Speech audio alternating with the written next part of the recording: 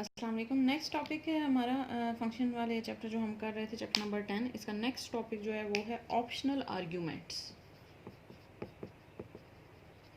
Optional arguments, तो इसके नाम से ही ज़ाहिर है कि क्या होंगे ऑप्शनल आर्ग्यूमेंट, यानी कि ऐसे आर्ग्यूमेंट जो कि देना ज़रूरी नहीं है। ऑप्शनल ऐसी चीज़ को ही हम कहते हैं कि जो कि अगर आपने दे दी तब भी ठीक है, ना दी तो तब भी ठीक है। तो ऐसी चीज़ को हम ऑप्शनल आर्ग्यूमेंट कहते हैं। तो ऑप्शनल आर्ग्यूमेंट आप बनाएंगे कैसे? वैसे ही जैसे आपने पीछे किया, सब आपने लिखा, आगे जो प्रोसीजर का नाम आपने लिख दिया, जो भी फॉर एग्जांपल सम कर दिया, ठीक है। पीछे प्राइवेट या पब्लिक भी आप लिखते हैं, ठीक है। अगर पब्लिक हो तो फिर लिखना ज़रूरी नहीं होता, ठीक है। अगर प्राइवेट हो तो लिखना ज़रूरी होता है। पब्लिक अगर आप नहीं लिखेंगे साथ तो इसका मतलब है कि वो पब्लिक ही है। अगर कुछ भी नहीं लिखा हो तो मतलब पब्लिक ही है, ठीक है। और आगे आप क्या से लिखते हैं? ऑप्शनल का कीवर्ड लिखेंगे, यानी कि ऑप्शनल आप एज इट इज़ लिखेंगे। आगे आप उसका नाम लिखेंगे वेरिएबल का, फॉर एग्जांपल एक्स है, आगे एज इंटीजर। तो अब ये जो एक्स है हमारे पास, इसके अंदर इसमें आप यूज़ करेंगे यहाँ पे एंड सब जो भी आपने लिखा। जब आप इसको कॉल, आप ऑप्शनल का मतलब क्या है असल में, कि जब आप इसको कॉल करेंगे इस सम वाले प्रोसीजर को, तो अगर आपने ऑप्शनल नहीं लिखा हुआ फिर तो यहाँ पे एक्स एज एक वैल्यू देना जरूरी है, क्योंकि आपने यहाँ पे एक आर्गूमेंट लिखा हुआ है, एक वेरिएबल लिखा हुआ है, ठीक है। तो फिर आपको यहाँ पे लिखना पड़ेगा एक्स की जो भी वैल्यू है। आपने कोई वैल्यू दी है 4, या ऊपर यहाँ पे वेरिएबल लेके यूज़र से ए या जो एक्स ही नाम उसको दे दिया, तो आपको कोई ना कोई एक वैल्यू देनी ही पड़ेगी। तो वो हमारे पास है कि आपने विदाउट ऑप्शनल। लेकिन अगर आपने यहाँ पे ऑप्शनल लिखा हुआ है तो फिर आप सिंपल इसी तरह से भी लिख सकते हैं सम, और आप इसके अंदर ही इनपुट बॉक्स लगा के एक्स की वैल्यू ले लें और यहीं पे आप सारा काम कर दें, समझे। यहाँ पे सिर्फ आप यानी कि कॉल कर दें, तो इसको आप ऑप्शनल कहते हैं। कि बजाय इसके कि आप जो है वो अलग से नीचे वाले फंक्शन में जाके जो प्राइवेट सब कमांड 1 वाला होता है जिसमें आप कॉल करते हैं, वहाँ पे आप वैल्यू दें। आप सिंपल जो है वो उसी के अंदर ही सारा काम कर दें। और लेकिन इसको लिए आपको क्या करना पड़ेगा? इसको ऑप्शनल करना पड़ेगा, ठीक है। तो ये हमारे पास एक ऑप्शनल वेरिएबल होता है कि आप क्या करेंगे, साथ ऊपर ऑप्शनल लिख देंगे, तो फिर आपको कॉल करते वक्त ज़रूरी नहीं होता कि आप वैल्यू दें, ठीक है। हाँ, लेकिन अपनी मर्जी है, फिर आप दे भी सकते हैं, नहीं भी दे सकते। ऑप्शन का ये मतलब है, ठीक है। ज़रूरी नहीं है कि ना दें, तो आप मर्जी है आपकी, ठीक है। अच्छा, नेक्स्ट आपका है ये default value for optional argument. इसको स्किप कर दें बेशक। अच्छा, नेक्स्ट आ जाए नेम्ड आर्ग्यूमेंट्स। नेम्ड आर्ग्यूमेंट कौन से होते हैं? Variable Visual Basic provides the option of named argument as shortcut for typing argument values.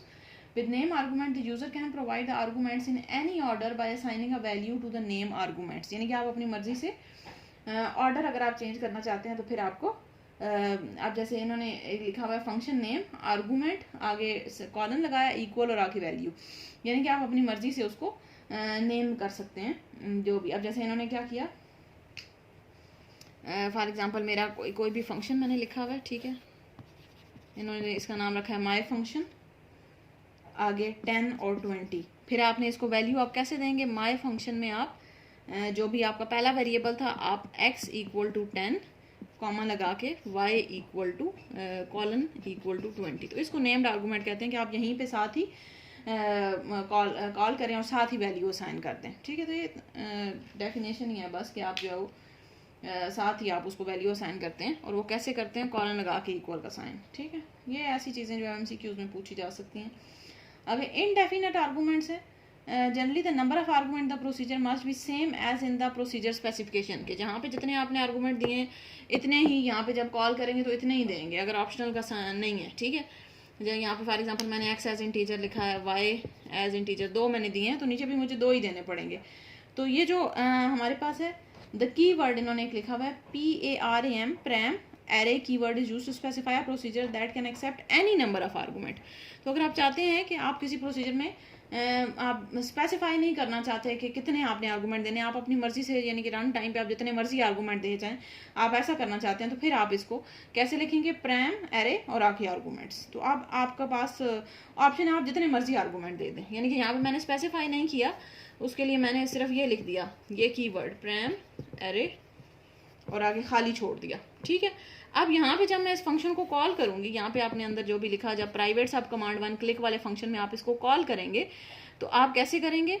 आप सिंपल लिखेंगे कॉल सम। अब मैंने स्पेसिफाई नहीं किया कि कितने आर्गूमेंट्स है, एक्स वाई वगैरह मैंने कुछ भी नहीं लिखा।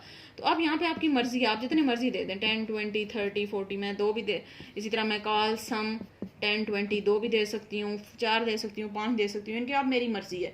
तो इसको इनडेफिनेट, इसके नाम से ही जाहिर है, जैसे ऑप्शनल के नाम से जाहिर था नेम्ड आर्गूमेंट के नाम से ज़ाहिर है कि आपने वहीं पे साथ ही वैल्यू असाइन कर दी नाम लिख के। ऑप्शनल से ज़ाहिर था कि आपने ऑप्शन कर दिया, आपने यूज़र पे छोड़ दिया कि वो जितने मर्जी आर्गूमेंट वो वैल्यू भेजना चाहता तो भेज दे, नहीं भेजना चाहता तो ना भेजे। और इनडेफिनेट में भी आपने क्या किया, इनडेफिनेट में भी हमने स्पेसिफाई कर दिया कि अब जो है वो यूज़र पे डिपेंड करता है कि वो जितने मर्जी भेजे, इनडेफिनेट का ये मतलब है, ठीक है। अच्छा, इसके बाद नेक्स्ट है कि पासिंग एरे एज आर्गूमेंट, कि आप जैसे हम वेरिएबल ऊपर डिक्लेयर करवाते थे वैसे ही आप एरे भी करवा सकते हैं पूरी। हम एरे वाला चैप्टर पढ़ चुके हैं तो बिल्कुल एक इसकी ये सिंटैक्स आप देख लें सिर्फ, बाकी इसको इतना डिटेल में करने की ज़रूरत नहीं है। कि जैसे हम नॉर्मल वेरिएबल लिखते हैं वैसे ही आप जो है वो एरे भी हम भेज सकते हैं। जैसे मैंने लिखा पब्लिक, आगे फंक्शन का नाम मैंने कुछ फंक्शन लिखा, आगे फंक्शन का नेम रखा फॉर एग्जांपल सम।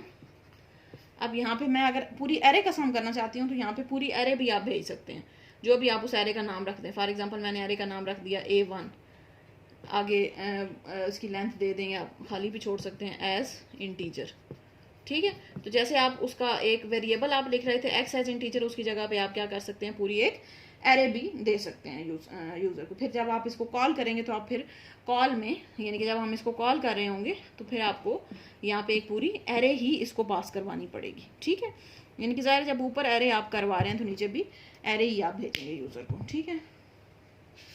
आगे एलिमेंट्स भी आप ये भेज सकते हैं, इसको भी छोड़ दें, रिटर्निंग एरे फ्रॉम फंक्शन, ठीक है। बस आपको सिर्फ ये एरे का सिंटैक्स आना चाहिए कि एरे भी आप भेज सकते हैं, ठीक है।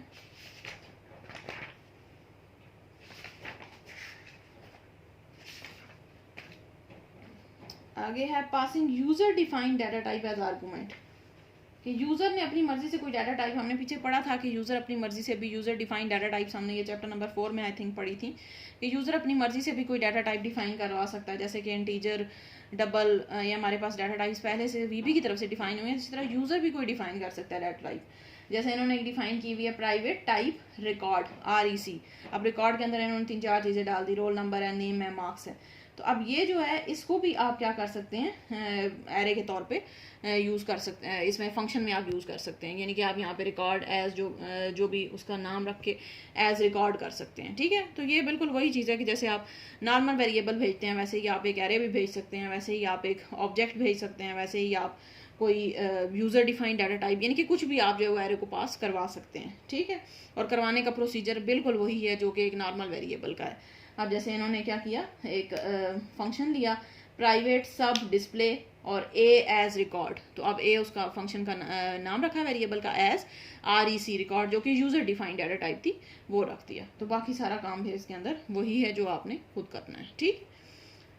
इसी तरह नेक्स्ट है पासिंग ऑब्जेक्ट एज आर्गूमेंट, यानी कि कोई एक ऑब्जेक्ट भी आप भेज सकते हैं। जैसे आप नॉर्मल अभी बात हुई थी, ऑब्जेक्ट का मतलब है कि आप कोई जैसे बटन हो गया, लेबल है, तो वो भी आप भेज सकते हैं। जैसे इन्होंने किया प्राइवेट सब, आगे माय, यानी कि इसका सब प्रोसीजर का नाम रखा, बटन एज कमांड बटन, फिर ज़ाहिर है उसकी टाइप उन्होंने कमांड बटन रखी। इसी तरह लेबल भेजेंगे, अब उसका नाम कुछ भी रख दें, LBL रख दें, LBL1 रख दें एज लेबल, टेक्स्ट बॉक्स भेज सकते हैं, ठीक है।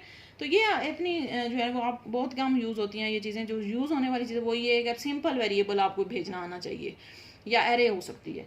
तो ये एरे और सिंपल वेरिएबल, इसकी आप बेशक प्रैक्टिस कर लें। बाकी जो है वो जस्ट आपके जनरल नॉलेज के लिए हैं कि ये चीज़ें भी हम भेज सकते हैं, ठीक है। तो ये सारी डेफिनेशंस हैं कि नेम्ड आर्गूमेंट क्या होता है, इनडेफिनेट आर्गूमेंट क्या हैं, आपके पास ऑप्शनल आर्गूमेंट्स क्या हैं, उसके बाद एरे कैसे पास करते हैं, ऑब्जेक्ट कैसे पास करना है, यूज़र डिफाइंड एरे कैसे पास करते हैं। तो ये ऐसी चीज़ें शॉर्ट क्वेश्चन में आ सकती हैं या MCQs में पूछी जा सकती हैं। तो आपको जस्ट इनका एक जनरल आइडिया होना चाहिए, ठीक है। बेहतर है, अच्छी बात है, जनरल नॉलेज के लिए आपको पता होना चाहिए, ठीक है।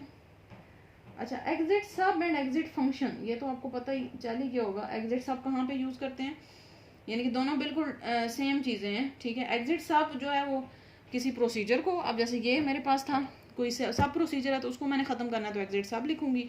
और exit function is use in side a function for the same purpose, तो जब आप फंक्शन को ख़त्म कर रहे हैं तो आप एग्जिट फंक्शन लिखेंगे, ठीक है। तो दोनों का जो है वो सेम ही पर्पज़ है, यानी कि काम यही है कि ख़त्म करना किसी चीज़ को। एग्जिट सब है जिसका मतलब है सब प्रोसीजर ख़त्म हो रहा है, एग्जिट फंक्शन का मतलब फंक्शन ख़त्म हो रहा है, ठीक है। अच्छा, नेक्स्ट टॉपिक पे आ जाए मॉड्यूल्स। मॉड्यूल्स की भी हम पीछे डेफिनेशन पढ़ चुके हैं क्या होता है कि जब आप मल्टीपल चीज़ों को इकट्ठा कर देते हैं, फंक्शंस, वेरिएबल्स, प्रोसीजर्स को इकट्ठा कर देते हैं, is a collection of variables, procedure and function that can be used from any part of the application. यानी कि आप इकट्ठा करके सारी चीज़ों को जब एक ही जगह पे रख देते हैं तो उसको हम कहते हैं कि हमारे पास एक मॉड्यूल है। ठीक है, बस इसकी डेफिनेशन ही हम करेंगे आगे। Difference between module and procedure, ये मेरे ख्याल से रिमशा ने मुझसे पूछा भी था कि ये हमारे किसी पास पेपर में ये क्वेश्चन आया हुआ था कि डिफरेंस क्या होता है मॉड्यूल और प्रोसीजर का। तो a module is a component that can be added to a project. अभी हमने पढ़ा है कि मॉड्यूल क्या होता है। मॉड्यूल होता है आपके पास जो आप मल्टीपल चीज़ों को इकट्ठा करके एक बना लेते हैं, प्रोग्राम अपना बना लेते हैं जिसमें वेरिएबल भी आते हैं, फंक्शंस भी आते हैं, प्रोसीजर्स भी आते हैं, तो वो हमारे पास मॉड्यूल होता है। ठीक है, it provides a simple way to organize functions. It is a set of variable, procedure, function that can be used. The basic purpose of creating module is to access the code easily. All variable function are declared with public keyword for global access. ठीक है, अच्छा जो procedure होता है वो भी अभी हमने पढ़ा है। Procedure is set of statement that perform specific action. अब इसमें दो तरह के प्रोसीजर्स हैं, सब प्रोसीजर होता है और फंक्शन प्रोसीजर। सब प्रोसीजर, इस तरह एक और भी था इवेंट प्रोसीजर, तो तीनों को आप लिख दें। सब प्रोसीजर क्या होता है, जो कि कॉल करने पे एग्जीक्यूट होता है। फंक्शन प्रोसीजर जो कि कॉल करने पे एग्जीक्यूट होता है लेकिन वैल्यू रिटर्न भी कर सकता है। और इवेंट प्रोसीजर जो किसी इवेंट के अक्रंस पे एग्जीक्यूट होता है। ठीक है, तो ये हमारे पास दोनों के बीच में डिफरेंस हो गया। तो यहाँ पे आपका ये चैप्टर नंबर 10 कंप्लीट होता है, जिसमें से हमने कुछ जो है वो बेसिक चीज़ें जो कि आपके MCQs शॉर्ट क्वेश्चन में पूछी जा सकती हैं वो हमने कवर की हैं। बाकी जो प्रोग्रामिंग पॉइंट ऑफ व्यू से ये चैप्टर इतना इंपॉर्टेंट नहीं है, लेकिन फिर भी जितना मैंने करवाया आपको प्रोग्राम इस चैप्टर में से, इतना आप जो है वो कर लें तो आपके लिए काफ़ी होगा। कि जैसे हमने एक सम की एग्जांपल लेके किया, उसको फंक्शन से किया, सब प्रोसीजर से किया, तो इतनी यानी कि नॉर्मल छोटी सी चीज़ या एक एरे अगर आप पास करनी है तो वो कैसे करेंगे, ये चीज़ आपको आनी चाहिए। ठीक है जी, थैंक यू।